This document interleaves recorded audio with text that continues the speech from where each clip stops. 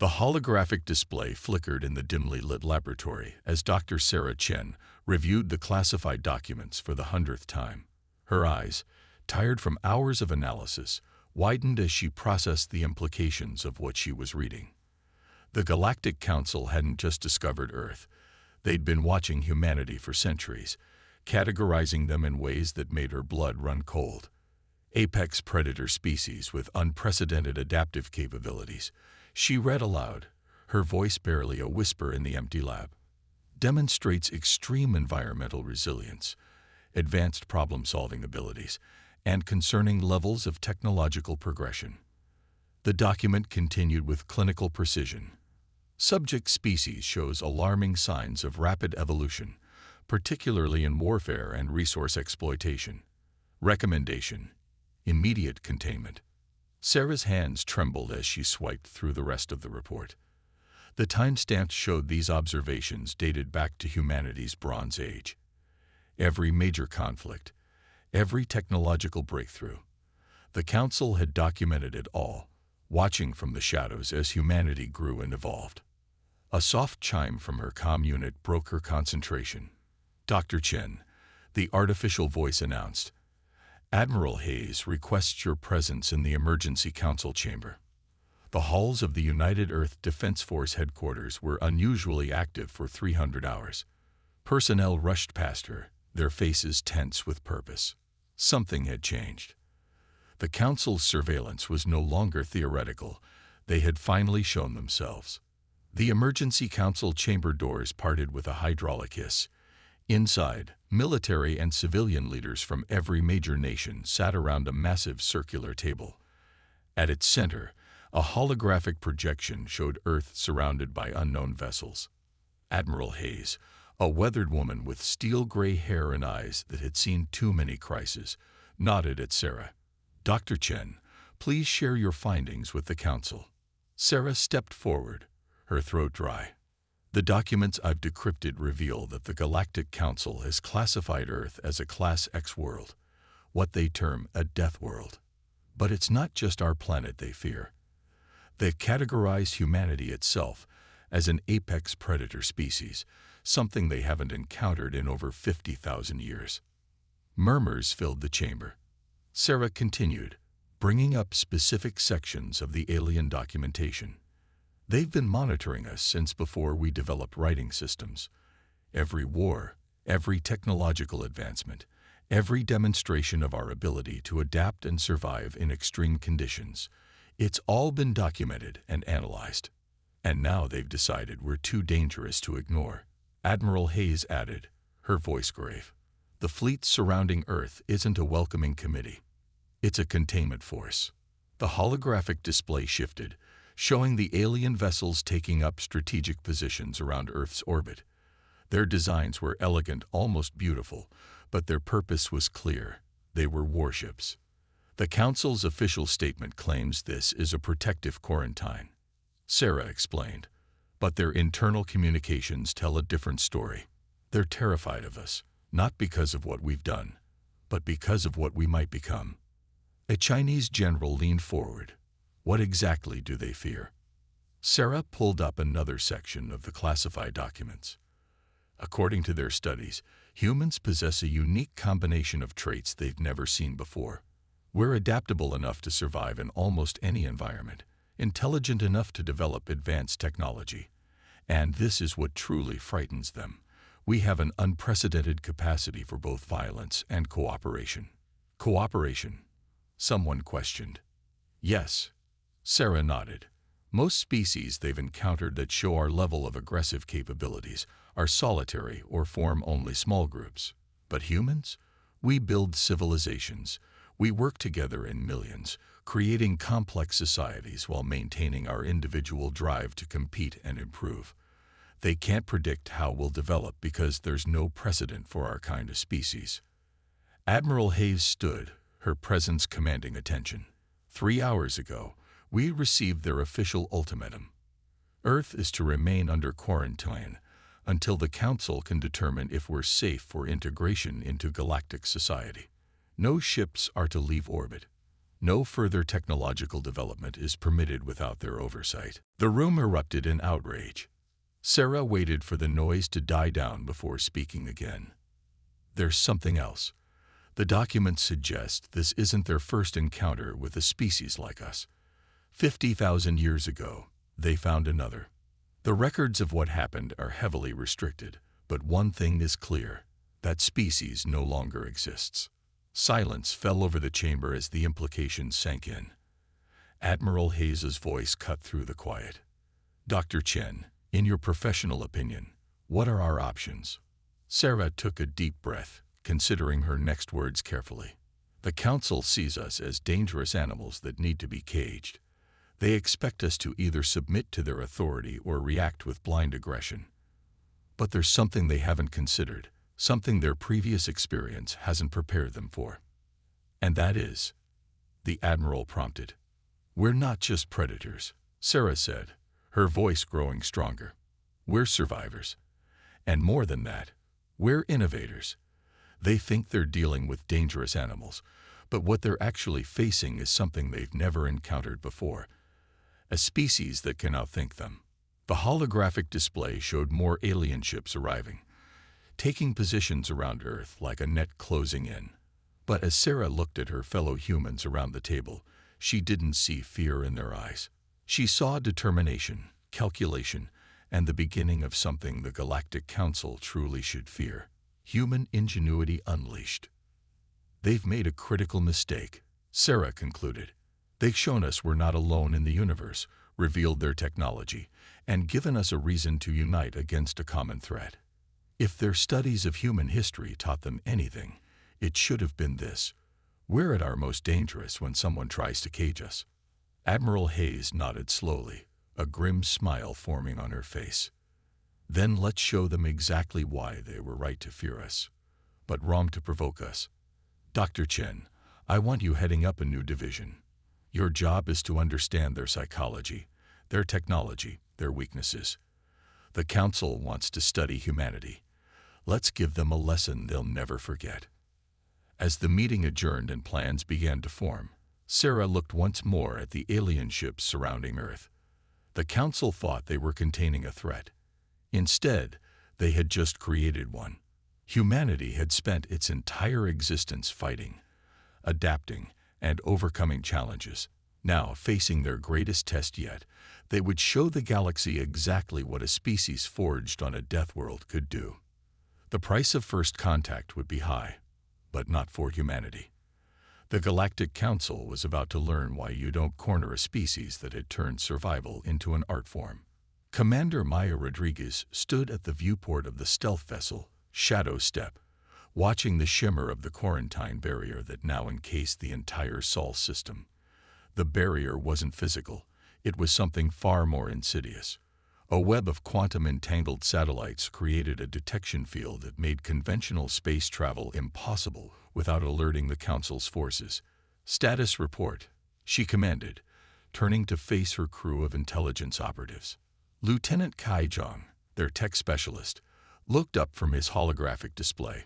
We've mapped 70% of their surveillance network. They're not just watching Earth.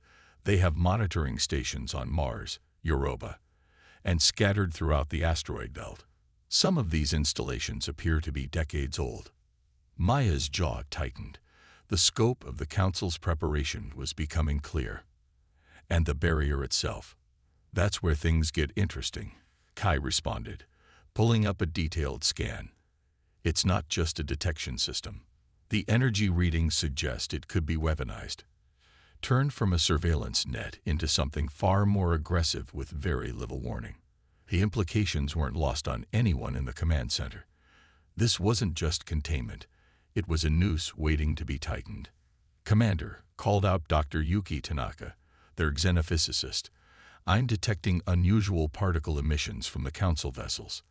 They're using some form of quantum communication that bypasses normal space-time constraints. Maya moved to Yuki's station, studying the readings. Can we intercept?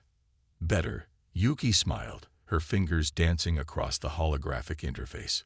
We can hijack it. The quantum properties they're using. They're based on principles Dr. Chen's team theorized 5 years ago. We never implemented them because of the power requirements, but we understand the basic concept. This was exactly what Maya had been waiting for, a crack in the Council's seemingly impenetrable defense. Her team had been chosen for this mission because they represented humanity's best chance at understanding and countering alien technology. Each member was not just a soldier but a specialist in their field. "Sir," called out Sergeant Diana Wells from her tactical station, "movement at bearing 340. Council patrol approaching." Maya watched as the alien vessel glided past their position.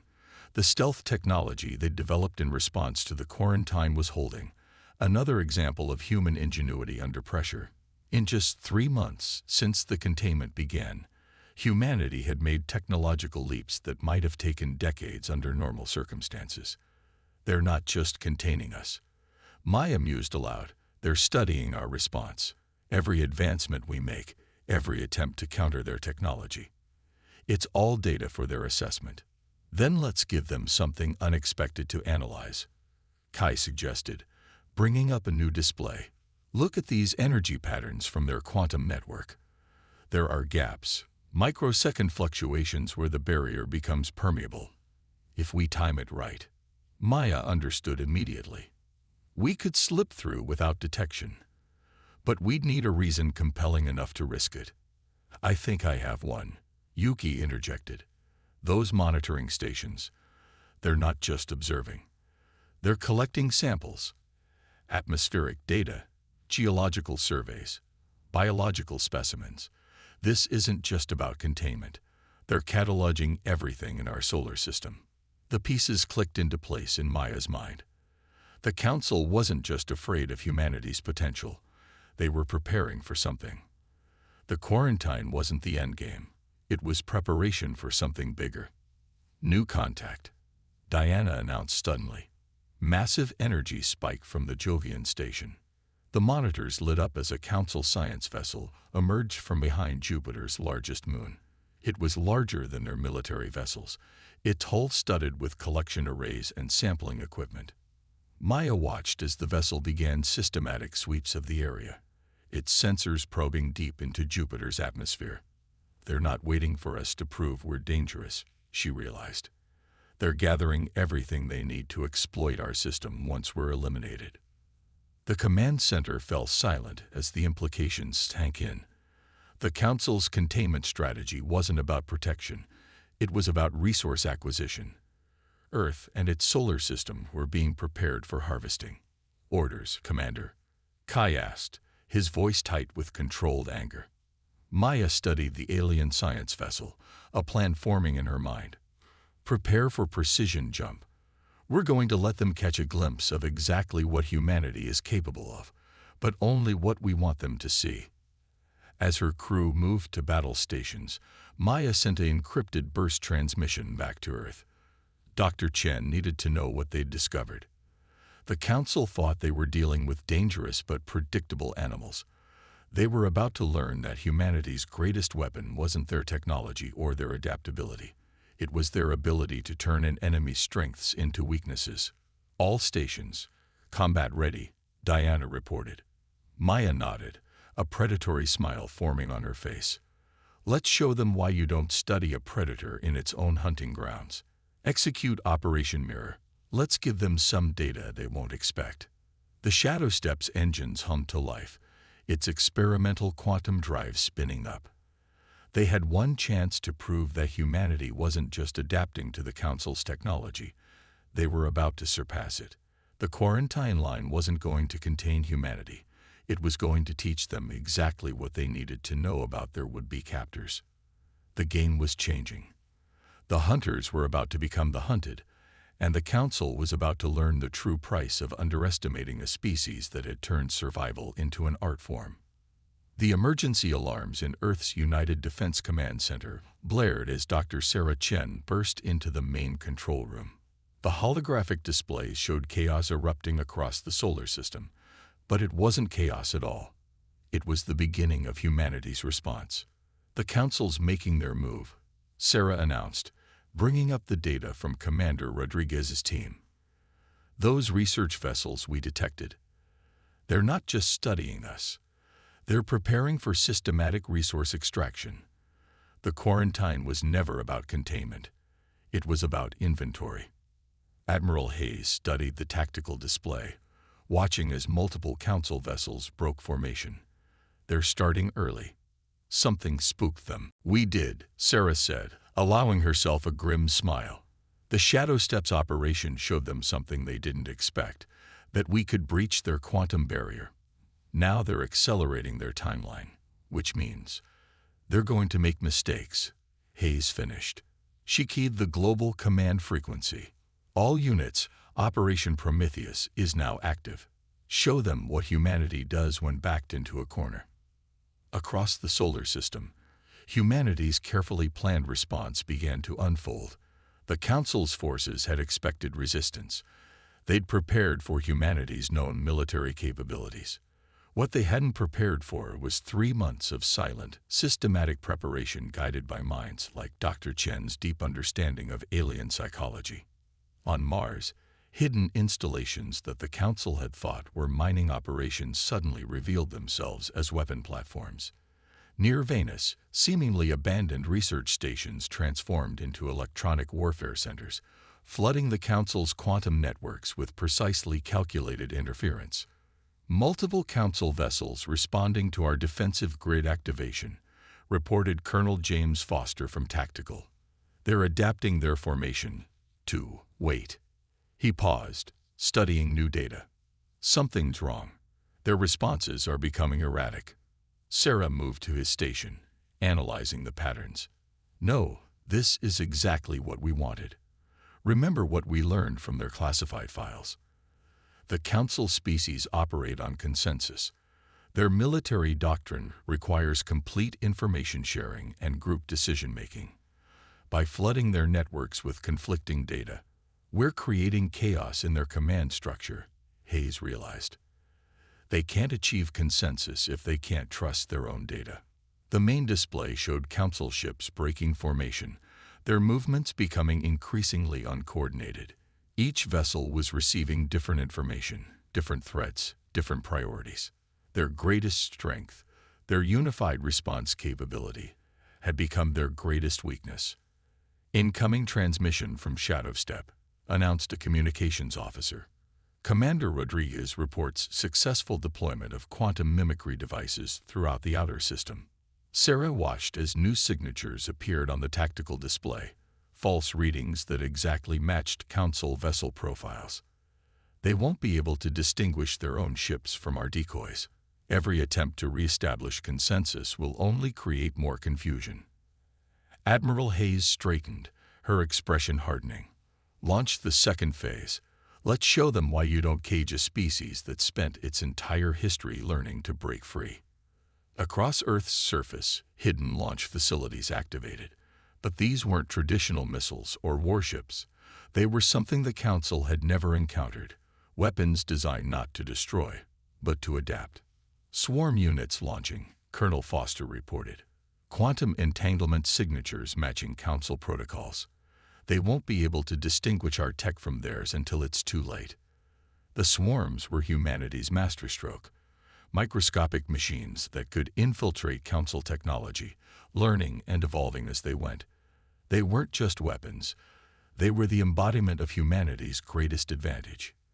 The ability to turn an enemy's strength against them.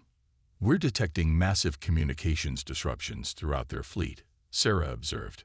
The swarms are integrating with their systems, feeding false data directly into their network. Their consensus-based decision-making is breaking down completely. Admiral Hayes watched as the Council's carefully coordinated containment strategy dissolved into confusion. Send word to all Earth forces. Commence Operation Hydra. Hit them from every angle they don't expect. The response was immediate. Hidden bases on Europa launched electromagnetic pulse weapons designed to disrupt Council shields.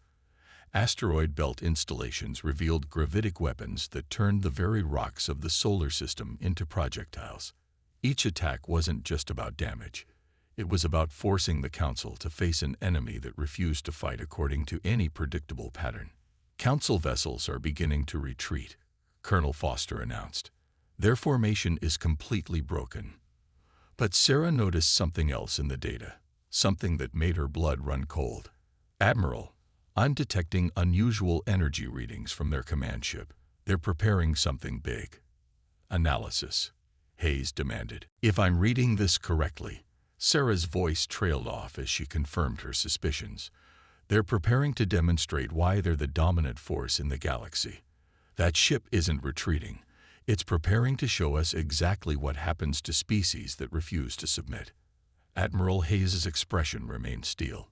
Then it's time for humanity to show them exactly why we're classified as apex predators. All forces, prepare for Operation Phoenix. Let's show them what happens when you push a Deathworld species past its breaking point. The battle for humanity's future was about to enter its most crucial phase. The Council was about to learn that their greatest mistake wasn't in trying to contain humanity. It was in giving them time to prepare their response. The breaking point had been reached, but it wasn't humanity that was about to break. The Council's command ship loomed in Earth's orbit, its hull transforming as hidden weapon systems emerged. The vessel's metamorphosis revealed the true extent of advanced alien technology. Technology that had subjugated countless species across the galaxy. Dr. Sarah Chen watched from the Defense Command Center as energy readings from the alien vessel exceeded anything they'd previously encountered. That's why they were so confident, she breathed. They weren't just containing us. They were waiting to show us this. The alien ship's transformation completed, revealing a weapon that defied conventional physics. Reality itself seemed to warp around its barrel as it oriented toward Earth. All stations, report, Admiral Hayes commanded, her voice steady despite the threat looming above their planet. Shadow Step detecting massive quantum fluctuations, Commander Rodriguez's voice crackled through the comm. They're preparing to fire some kind of dimensional weapon. Sarah's mind raced through the implications. They're not trying to destroy us. They're trying to alter our very existence, to rewrite humanity into something they can control.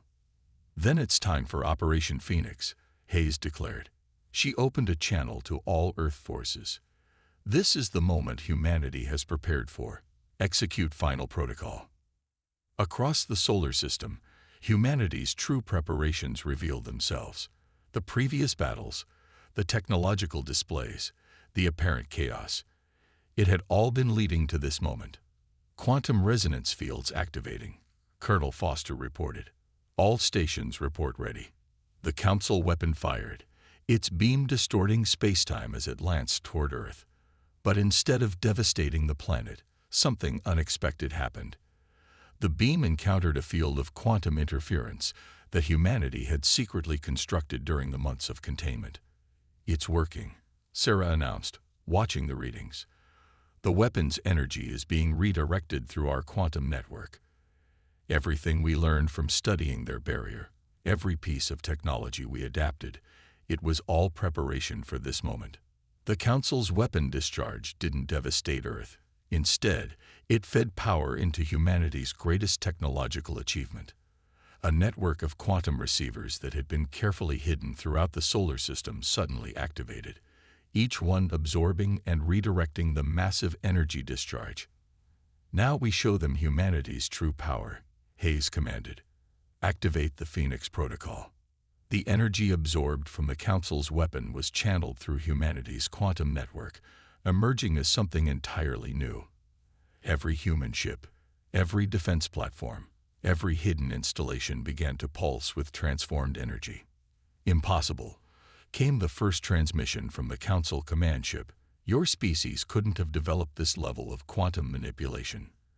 You're right, Sarah transmitted back. We didn't develop it. We evolved it. Every attempt you made to contain us, every piece of technology you revealed, every strategy you employed, we learned from all of it. That's what you failed to understand about humanity. We don't just adapt, we transform. The Phoenix Protocol reached its culmination as the absorbed energy manifested in a way the Council had never predicted. Human vessels began to exhibit technological capabilities that matched and exceeded their own, but with one crucial difference. They weren't bound by the Council's rigid protocols and consensus requirements. Multiple Council vessels attempting emergency quantum jumps, Rodriguez reported from the Shadow Step. But our quantum interference net is holding. They can't escape. Admiral Hayes's voice carried the weight of humanity's response. To all Council forces, you came to our solar system believing you would find dangerous animals in need of containment. Instead, you found equals who have now surpassed you. Your choice is simple: acknowledge humanity's right to exist freely, or witness firsthand why we're classified as apex predators. The Council command ship hung motionless in space, its weapon system now powerless against humanity's quantum defense network. For the first time in their history, they faced a species that had not only survived their ultimate weapon, but had turned it into something new. "We're detecting communications between Council vessels," Sarah reported. "Massive data exchanges. They're trying to achieve consensus on how to respond." "They won't find it," Hayes said confidently, "because for the first time in their history, they're facing something their consensus can't categorize, a species that refuses to be defined by their limitations." The Phoenix Protocol reached its final stage as humanity's transformed ships took up positions around the Council fleet. Each vessel now carried weapons powered by the Council's own technology, but modified in ways their rigid thinking had never conceived.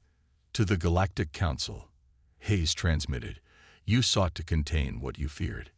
In doing so, you forced us to exceed even our own expectations. The choice of what happens next is yours. But remember, humanity didn't become apex predators by destroying our opponents. We achieved it by adapting, by learning, and by turning apparent defeat into unprecedented victory." The silence that followed was broken by a new transmission from the Council command ship, one that would change the galaxy forever. The awakening was complete, but it wasn't just humanity that had awakened. The Council was about to learn that true power didn't come from containing evolution. It came from embracing it. The Council's command ship hung suspended in Earth's orbit, its once mighty weapon systems dormant, surrounded by humanity's transformed fleet. The silence that had fallen across the solar system was broken by a transmission that none had expected. "We request consultation," came the Council's message, their usual unified consensus voice replaced by something different, something almost humble. Dr. Sarah Chen exchanged glances with Admiral Hayes in the Defense Command Center. This was unprecedented in Council history. They never requested consultation. They demanded compliance or enforced submission. "Patch me through to all channels," Hayes ordered. "Council vessels, Earth Command acknowledges your request. But understand this: consultation implies equality. Are you prepared for that reality?" The response came not from the command ship, but from multiple Council vessels simultaneously, each speaking independently, another unprecedented event. Their rigid hierarchy was breaking down in the face of humanity's demonstration of power. "Your species has achieved what we thought impossible," one transmission stated. "You forced evolution itself to adapt to your will," came another. "You've become something new," a third added. Sarah stepped forward. "No," she transmitted. "We haven't become something new. We've simply shown you what humanity has always been. Every trial you presented, every barrier you created, every weapon you deployed, they weren't obstacles to us. They were catalysts." The main display showed Council ships powering down their weapons, their formation shifting from combat stance to diplomatic alignment. The quantum network humanity had created hummed with decreased tension as the immediate threat of conflict faded. "Commander Rodriguez," Hayes called to the Shadow Step. "Status of Council fleet." "They're standing down, Admiral," Maya reported. "But more importantly, they're changing. Their command structure is dissolving. Individual ships are beginning to act independently, adapting to our presence in ways their protocols never allowed." Sarah's eyes widened as she analyzed the data. "They're learning from us, just as we learned from them. but they're learning something far more valuable than technology. They're learning freedom, Hayes concluded. Across the solar system, the evidence of humanity's victory manifested not in destruction, but in transformation. The quantum barrier that had been meant to contain Earth now served as a network of communication and cooperation. The weapon platforms that had been designed for war now powered a new kind of defense, one based on mutual understanding rather than fear. To all council representatives, Hayes broadcasted, humanity proposes a new path forward, not as superior or inferior species, but as equals in a galaxy that's large enough for all forms of evolution. The response came quickly, but not from the council's unified consciousness. Instead, individual representatives began transmitting their acceptance, each adding their own perspective, something that had never happened in council history. "Your species has taught us something we have forgotten," came a message from the council command ship. That true strength lies not in containing evolution, but in embracing it. We had become so focused on maintaining order that we forgot how we achieved our own advancement. Sarah stepped forward again. Then let this be the first day of a new galactic order. One where Deathworlder species aren't contained or feared, but understood and valued. Where the traits that make us dangerous, our adaptability, our determination, our unity in the face of challenges, are recognized as assets rather than threats. The transformation of the Council fleet continued as their ships began integrating with humanity's quantum network, sharing technology and knowledge freely rather than as weapons or tools of control. The rigid hierarchy that had dominated galactic society for millennia was dissolving, replaced by something new, something that combined the best aspects of both human adaptability and Council coordination. "Admiral," Maya's voice came through from the shadow step, "we're detecting quantum signatures from beyond the solar system. More Council ships are arriving, but they're different. They're already adapting their configurations to match our diplomatic protocols." Hayes smiled. "The change is spreading faster than even we anticipated. It seems the Council species are more adaptable than they believed. They just needed someone to show them how."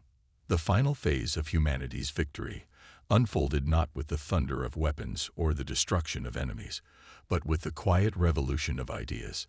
The quantum network that now spanned the solar system became a template for a new kind of galactic community, one where strength was measured not by the ability to contain and control, but by the capacity to adapt and grow.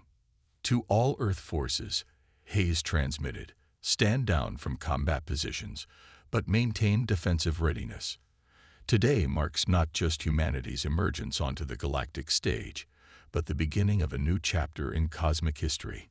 Sarah watched as the data streams showed Council ships across the galaxy beginning to change their protocols, adapting to the new reality that humanity had forced them to confront.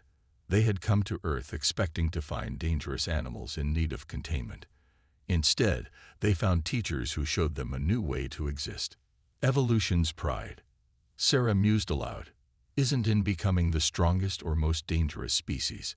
It's in showing others how to transcend their own limitations. As the sun rose over Earth, its light reflected off the hulls of both human and Council ships, now working together to dismantle the last remnants of the containment barrier. Humanity had proven itself to be exactly what the Council had feared, a force capable of changing the galaxy.